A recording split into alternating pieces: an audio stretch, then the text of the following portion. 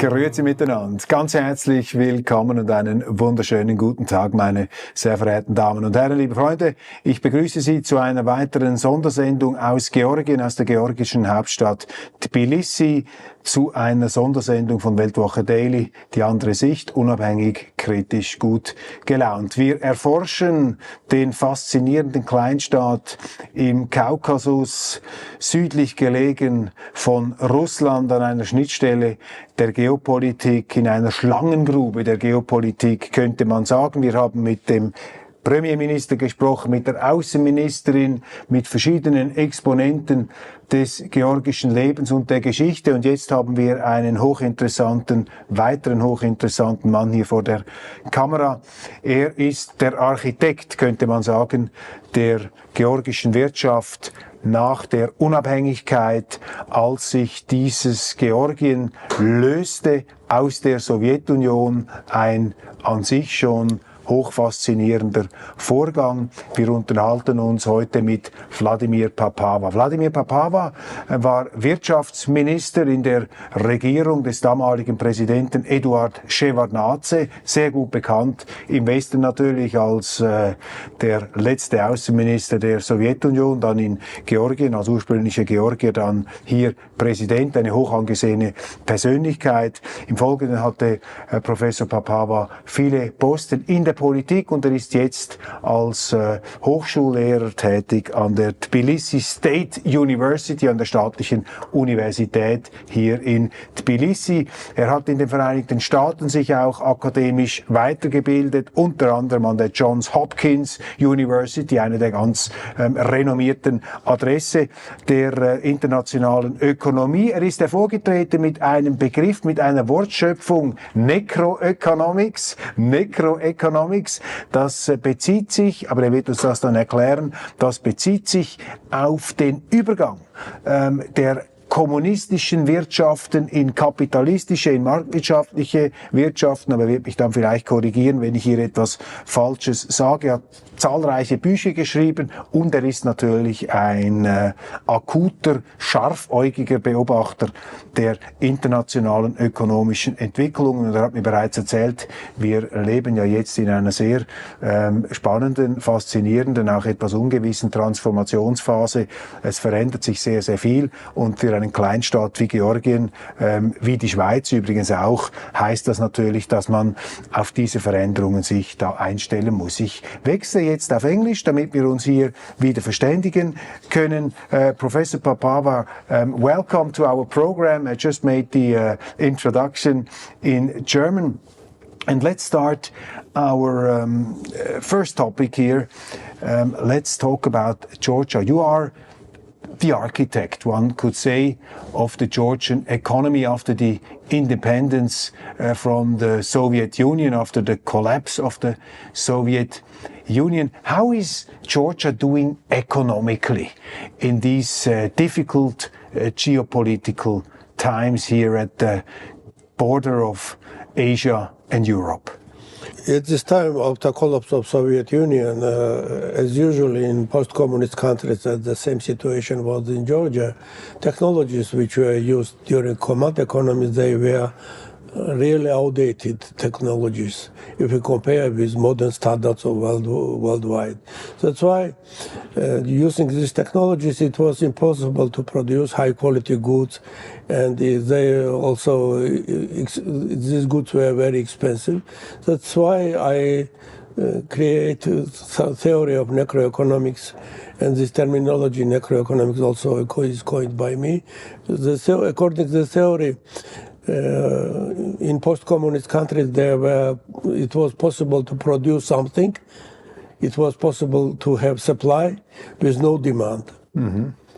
So it is a quite strange situation, because in real market economy it's impossible to produce something and to supply to market goods without any demand. But it was possible in post-communist period, at least during first decade.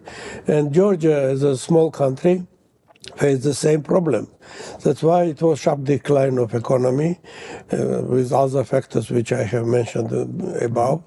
So But after transformation of Georgian economy, after modernization, after achievement of macroeconomic stabilization, and when Georgian economy step by step became more attractive for foreign investors, situation was improved. I mean, the interesting question is, I mean, you have been educated in the command economy. You have lived in the Soviet Union, you have studied in the Soviet Union, so you were schooled in Leninist, Marxist economic theory. How did you apply market economic principles? Where did you learn about them? How did you put them in practice? You see, it's a really very interesting question, but it's a quite simple answer. In Soviet Union, there were different directions, different schools in economics, and one of the very famous school was using of mathematical methods as models in economy. And I was economist mathematician, graduated Tbilisi State University, and mostly all models, mathematical models, which were used in planning of Soviet Union, Soviet economy of Soviet Union. So these models were created in Western countries. That's why, yes, I was educated in Tbilisi State University in communist times. A lot of Marxism and Leninism theories were offered by Soviet universities. But because our school of economics was based on the using of mathematical models, and these models were established for Western countries, we transformed this model for situation of planned economy, but features were the same. Mm-hmm. Understanding of economy was the same. That's why not only for me, but for my all colleagues who were economists, mathematicians, for them it was much easier to understand the features of market economy. How is the Georgian economy doing right now? You have difficult times behind you. We have the war in Ukraine. There is pressure on Georgia from many sides to somehow participate and, take part in this whole conflict. You still have the Russians occupying part of your country, which is very difficult, I can imagine. How is the economy doing at the moment? So it's really very important question for Georgia. Not only interesting, but very important for Georgia. Why? Because now, after crisis of Russia in 1998, Russia is not a first trade partner for Georgia. First trade partner for Georgia is now Turkey. But Russia is second or third trade partner for Georgia. Number one is Turkey. But Georgia is still mostly dependent on Russian economy.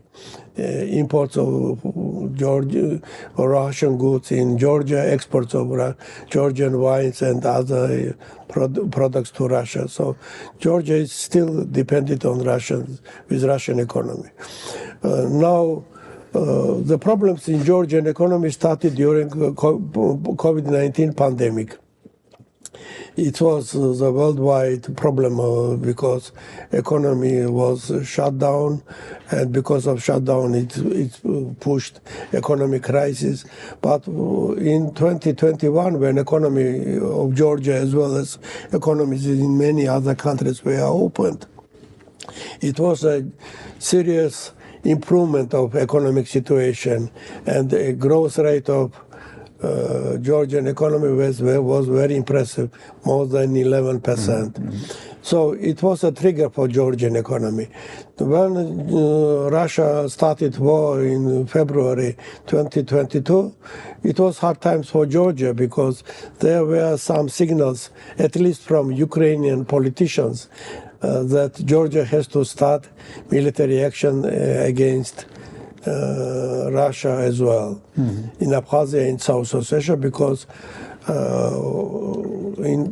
during 5 days war, August war of 2008, Russia occupied Abkhazia and South Ossetia. It was not only annexation of these territories, but recognition of their independence.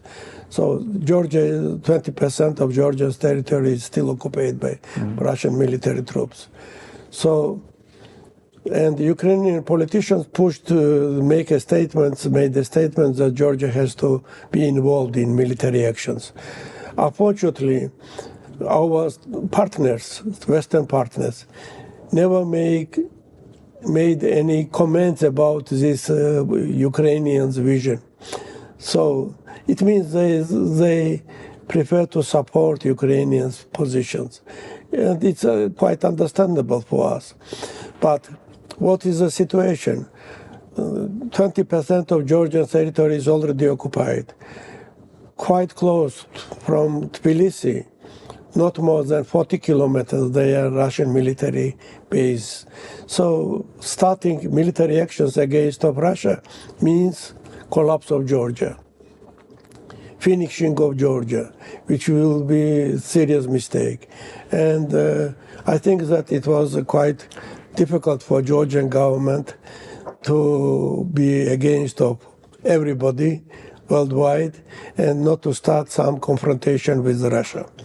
So we know some resolutions of Euro Parliament where they also declare that Georgia has to establish economic sanctions against Russia. It's a serious mistake. Georgia is not a member of European Union, so we don't have European Union umbrella and financial resources. Georgia is also not a member of NATO, having NATO umbrella with military support. So Georgian government decided not to establish economic sanctions. And not only Georgia, the Turkish use the same way. Israel used the same way. So, and nobody blame Israel or Turkey not establishing economic sanctions. Switzerland took over the European economic sanction despite we are not member of the European Union. So yeah. Switzerland made this mistake. At least I think that there are many countries in the world not to be in partnership with Russia, but not to establish, not to follow economic sanctions. And for small Georgia with already occupied territories, it would be a huge mistake to have some confrontation with Russia. And so your economy didn't go down in this war with Ukraine, or was it somehow hampered? The main problem, positive result was that because of this war, there were many refugees from Ukraine, from Belarus, and Russian Federation. They moved to Georgia with their businesses, and this promoted economic growth in Georgia in 2022, 2023. During 2023, many Russians left Georgia. Some of them, they returned to Russia, and mostly they prefer to move to other countries. So, but still, what is very important for Georgia, the governmental policy is not to be very active in intervention of economy, because during Saakashvili's period, when ruling party was national movement, there were a lot of cases of violation of not only human rights, but property rights as well. But we still have a situation when business is free from governmental pressure, which is very important. And Georgia tried to have its economic activities with all directions. I have already mentioned that main trade partner for Georgia is Turkey. We still have good economic relations with Russia. We try to continue economic cooperation with our strategic partner in the region, Azerbaijan, because we are in the same transport corridor, which is very important. So I called this partnership of Georgia and Azerbaijan by terminology of Caucasian tandem. So, and that's why Georgia has very good relations with neighbors like Azerbaijan, Armenia. We have to promote our economic relations with them. And also we try to have good economic relations, and not only economic, and mostly political relations with our Western partners, strategic partners, like United States, European Union. But we also open doors for new partners, like China, because China is a country with huge economy, number 2 economy in the world. And China has huge interest in the region. Why? Everybody knows Belt and Road Initiative of Xi Jinping, president of China, which was established first in 2013. At this time, they published many maps describe this Belt and Road Initiative. And according to these maps, Azerbaijan to Georgia was not on the map as a transportation road. Mostly they described northern road, northern transport corridor crossing Russia, and southern crossing Iran and Turkey. So, and it was a huge effort of Georgian and Azerbaijani government to re-establish the vision of Beijing and for having another transport corridor. And you're joining now the Belt and Road Initiative somehow. And is it the question, it is hugely discussed in the European Union, also in Switzerland, they say the Chinese use this Belt and Road Initiative to buy countries, to dominate them. Is that your experience too, or is that false perception? Not yet, because I think that there is a huge difference between Chinese case with other cases. It's based on cultural phenomenon, because Georgians, we are Christians, we are mostly European-style thinking nation. For us, it's much easier to have some cultural influence from Western countries, like European countries, United States. Also, as a Christian country, we have also influence from Russian world because of language. But culturally, China is very different. Their traditions, their language, writing, alphabet is different. So Chinese influence cannot be at the same level as Western countries' influence or Russian influence. So we needed, first of all, after establishing of Belt and Road Initiative, China tried to use northern transport corridor crossing Russia and connecting China to European countries. After starting of Russian world Ukraine, this transport corridor was blocked because of war, because of Western sanctions. Then there are another south corridor crossing Iran and Turkey. But this corridor it also has problem because of Iran, because Iran is under the sanctions of the United States and some other Western countries.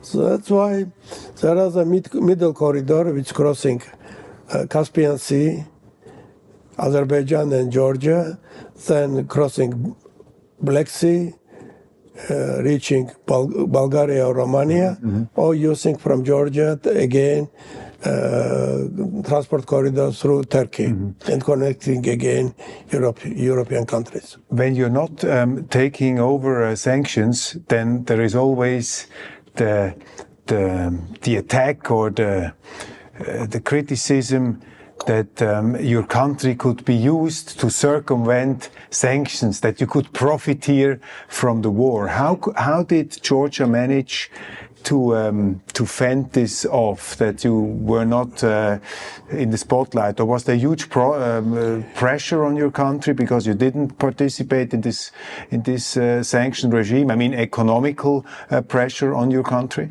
It's really a very interesting question. Chinese prefer to use northern transport corridor connecting China to European countries through Russia. But after Russia started the war in Ukraine in February 2022, this transport corridor, northern transport corridor, was blocked.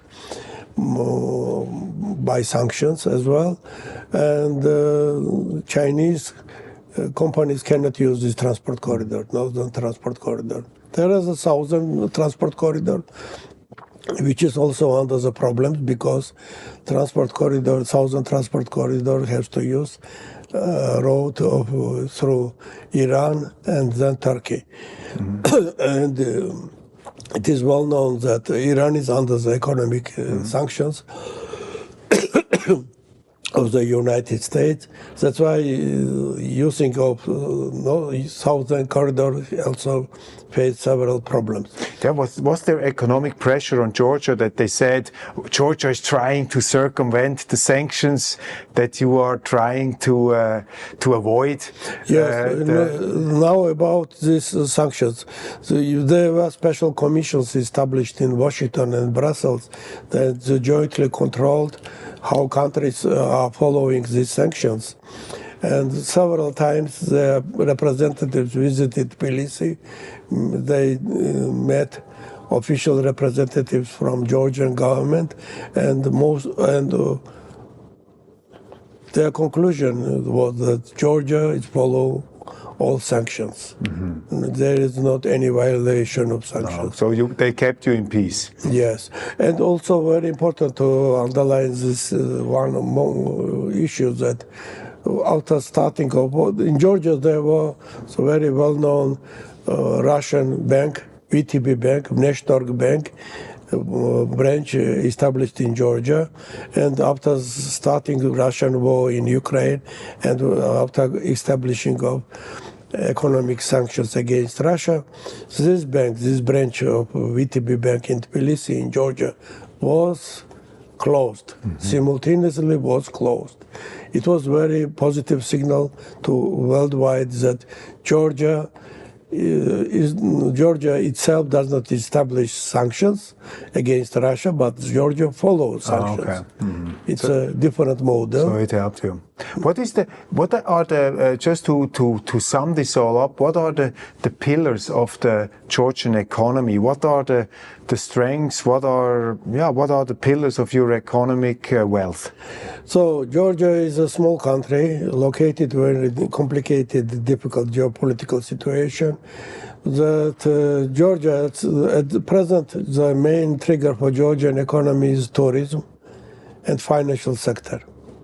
Tourism, Georgia is a touristic country, very attractive, and from many people from Western countries, Eastern countries, Southern countries, Arabic world, they are interested in phenomenon of Georgia. They visited, and touristic sector is developed quite impressively. So another sector which is very important is banking sector. Because of financial stability, Georgia managed to survive banking sector, to have macroeconomic stabilization inside of country. That's why financial sector is again very attractive. But for economic development of Georgia, is very important to push development of real sector of economy, development of industry, development of agriculture, and in the future for future development, it's also very important to change the model of economic development. I mean, we need the model economy which is well known worldwide, and it's called knowledge-based economy, which means production of high-quality goods by sciences, I mean natural sciences, and these high quality goods will have high level of value added, which promote economic development of Georgia. And this model is used in some of the countries successfully, and Georgia also has some chance to pushing its economic development on this way. Again, trigger for Georgian economy is the transport corridor. After collapse of Soviet Union, there was a question: what is the international function of Georgia's economy? What is the international function for Georgian economy? Because for many countries, for their development, it's very important to define the economy, international economic function of country. Some countries, they are rich with natural resources. Some countries have large scale of economy.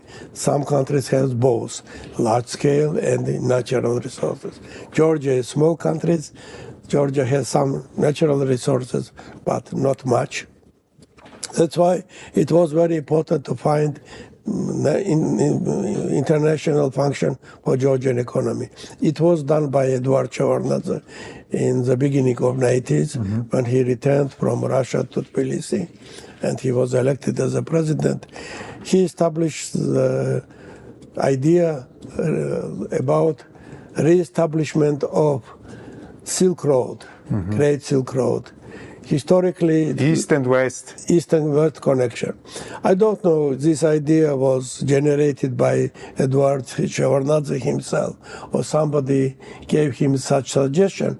But in the beginning of 90s, Shevardnadze, after reunification of Germany, as a former foreign minister of Soviet Union, he was very popular, and his idea about re-establishment of Great Silk Road also was very popular. Why? Because for Western countries, it was very important to have some alternative road with transport corridor crossing Russia. And that's why this idea was supported by Western countries. Brussels established new project Traseka. United States established Inogate, which was transportation of energy resources from Azerbaijan and Central Asian countries to Western direction. At this time, in Georgia were constructed pipelines, Baku-Tbilisi, Supsa, Baku-Tbilisi, Ceyhan, Baku-Tbilisi, Erzurum. First two were oil pipelines, third one gas pipeline. It promoted Georgia's economic development. Now Georgia has new chance to use Georgia's territory with Azerbaijan as a middle transport corridor, which is now very attractive for European countries, for China, for Central Asian countries. Many leaders of Central Asian countries visited Georgia.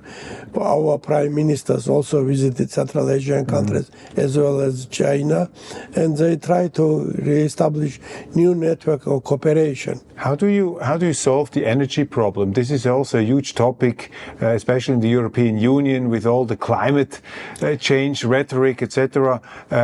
What is the energy situation? What do you have here? What is your priority?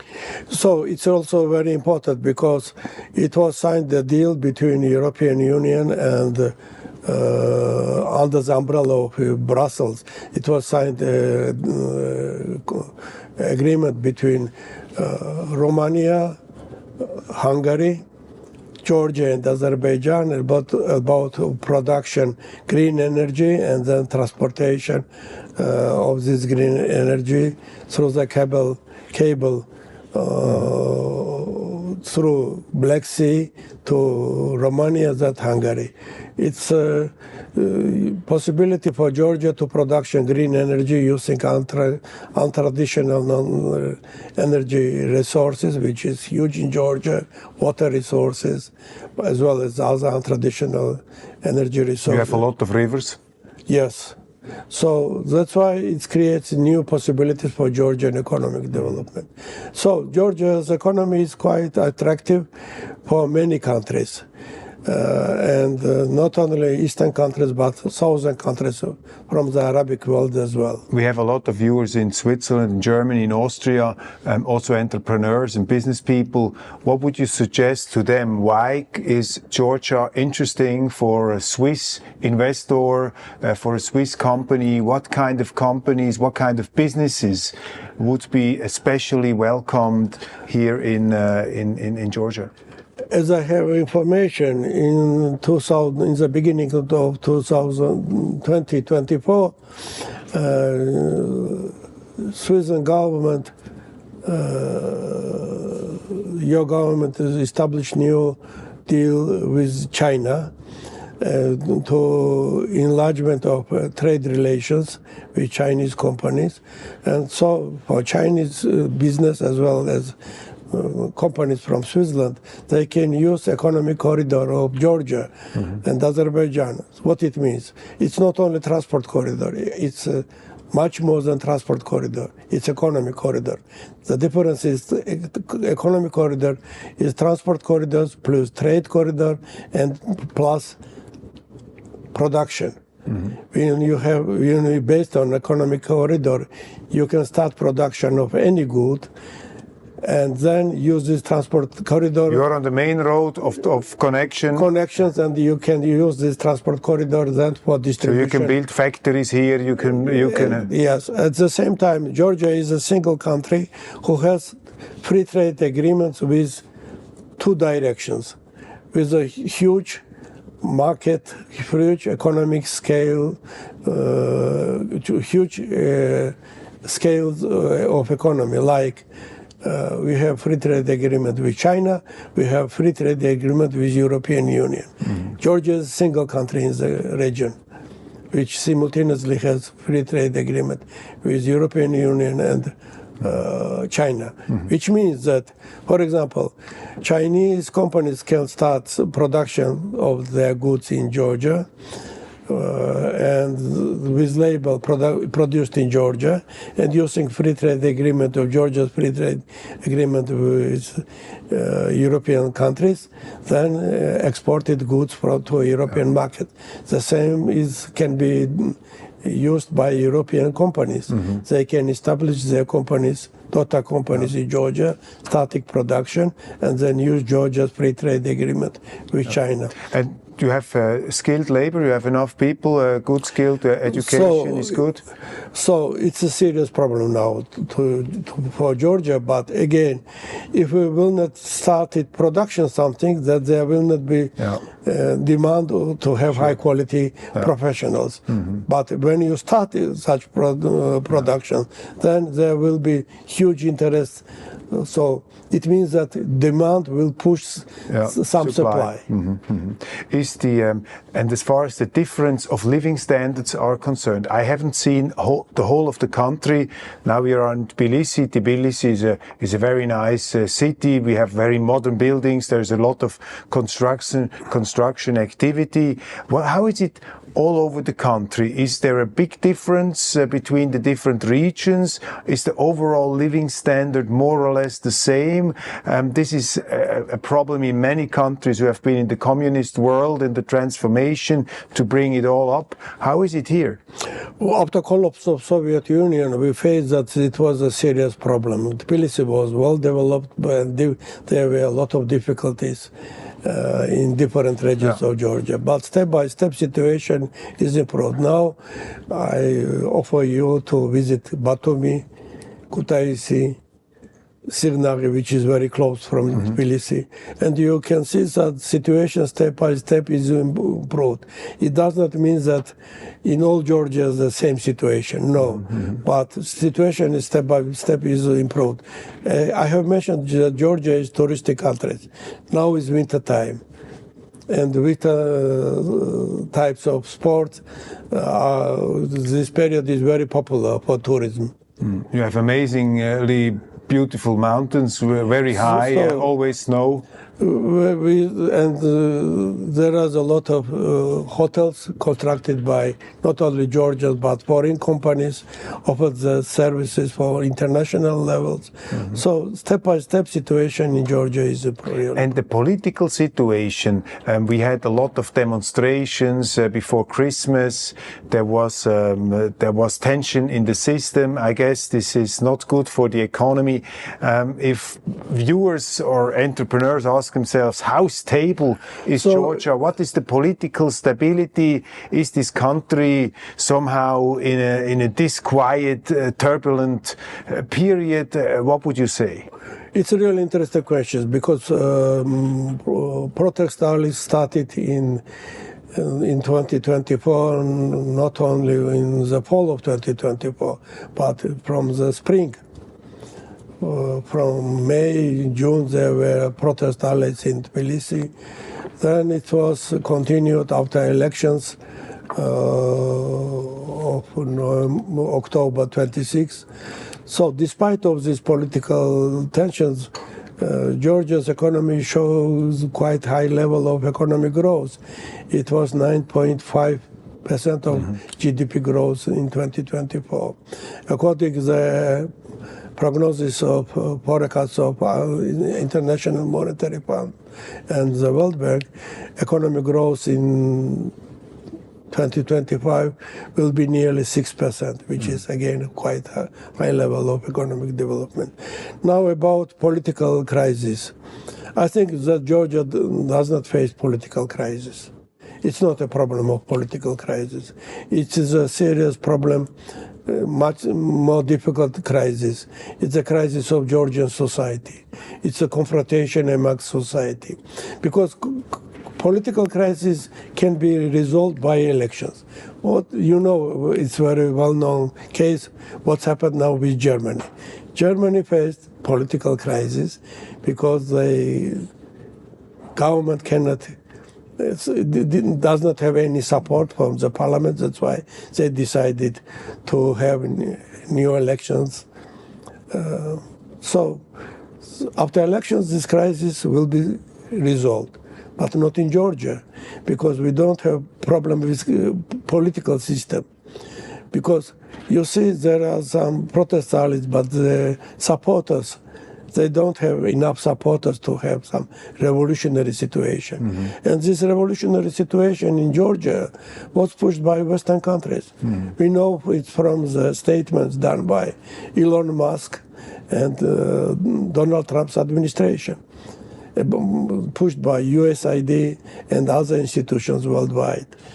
It's information we share with our colleagues, but it was not official information. Now it's official information. And we know how some agents of deep state try to reestablish some political tensions, some transform to political crisis, and to have some color revolutions. With what goal? What's the goal? What's the agenda behind it? We already started about statements of Ukraine against Georgia, to put Georgia in military actions against of Russia.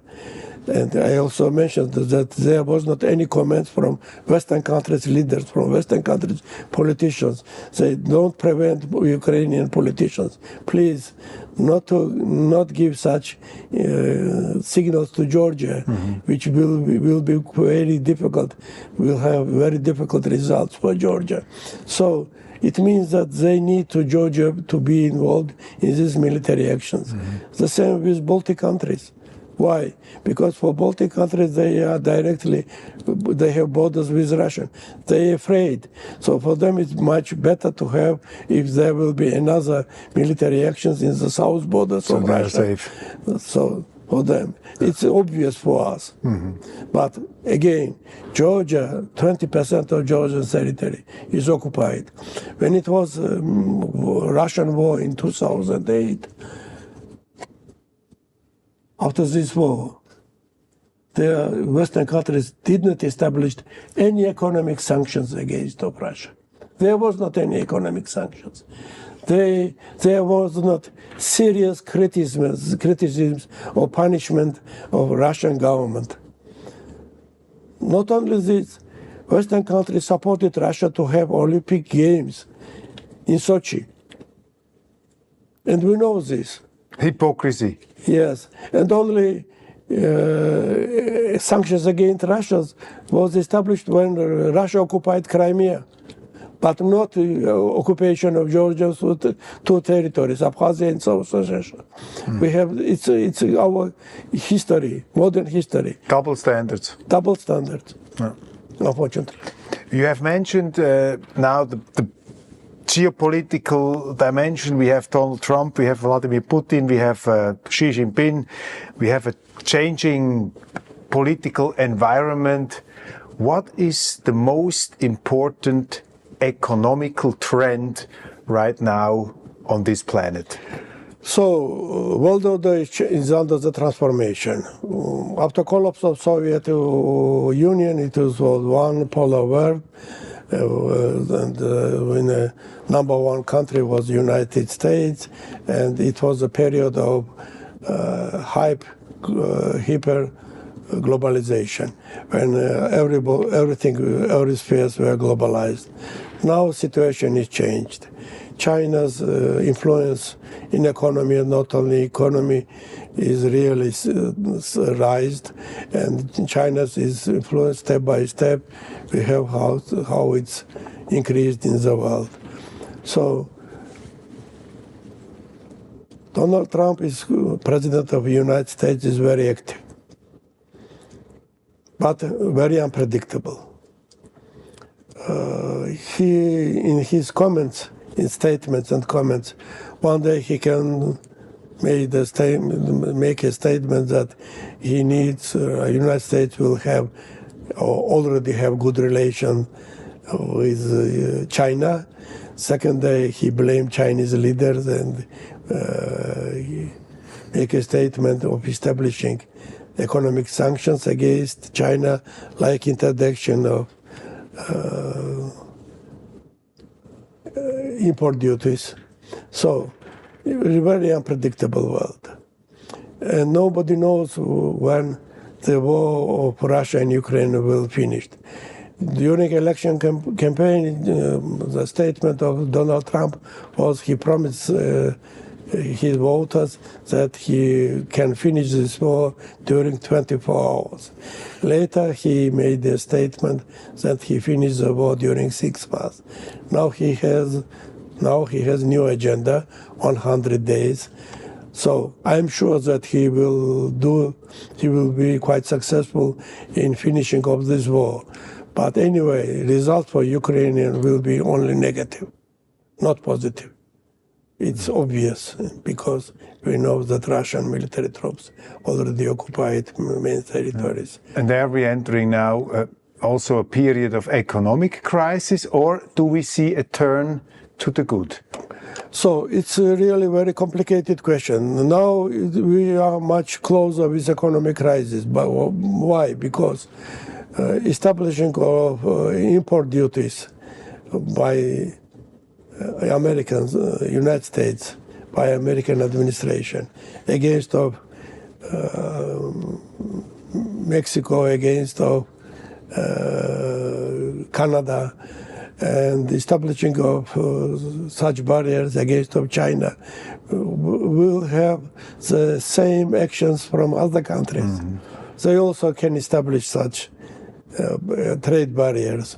And establishing of trade barriers means increasing of expenses. And increasing of expenses on production will promote inflation. It should be a number one problem, economic problem for many countries. It will be a problem worldwide. That's why we face serious problem, economic problems worldwide. But again, I have already mentioned that Donald Trump has a very interesting position when sometimes he changed his statements. He imposes tariffs and the next day they are thrown out of the window. Yes, so that's why now it's quite comprehensive to make any, difficult to make any forecast of the nearest future of the world. The stock market is very high. Some people say absurdly high. Do you expect a meltdown of the stock market, a huge crisis? I prefer not to make any forecasts of economy because it's not. I'm not sure that such forecasts will be productive. Nobody knows because sometimes behavior of market agents are very unpredictable. No. But again, when you have political tensions worldwide, so it has influence on the economy. Is the European economy, can it survive without Russia? Yes, it can, but it will be more expensive because now European economy is mostly dependent on imports from United States, hydrocarbon resources, I mean oil and gas, so energy. And Germany? I mean, Germany is facing an immense crisis. I mean, so it's a really serious problem for Germany, and not only for Germany, but that's why European Union can survive economically, but will face and already face economic problems. and we see that the European Union has lost a lot of territory. I mean, like 20 years ago, it was ahead of the American economy. The overall GDP was higher, and now the GDP of the United States is almost double that of the European Union. So it's a really serious problem. Why? Because, for example, now European countries supported Ukraine with military equipment. But European Union countries are not producers of military equipment. They imported this military equipment from the United States. That's why now European leaders in Brussels started discussions to promoting military industry in European countries. So it's a main explanation. But European Union has another problem, territorial problem, related with Greenland. That's the next chamber of conflict. What's the strategy of survival for small countries in this very insecure world? So it's a really very important question. I think it's answer of this question well done by one Indian expert. I read this article several weeks ago that India, you know, it's a very influential country with high level of economic growth. Number one country with the number of population. And for India, according to this expert, for India it's very important to have strategic patience, not to be active, and to look what's happened. If so, for such huge country as India, is a strategic position is to have strategic patience. It's the same for small countries like Georgia. Georgia cannot be an influential actor in creating new world order. So Georgia has to follow the situation. Georgia has its preference. We want to be a European country with European institutions, European traditions of human rights protection, European market economy. We feel ourselves that we are really Europeans. But Europe now itself is under the difficulties. So we have to look what has happened. We can only follow the situation and to find the correct niche for our economy for promoting economic development. I think that not to be very active in international relations is a much better position for small countries like Georgia. Professor Papava, many thanks for your insights and your analysis. Thank you. Thank you for your interest.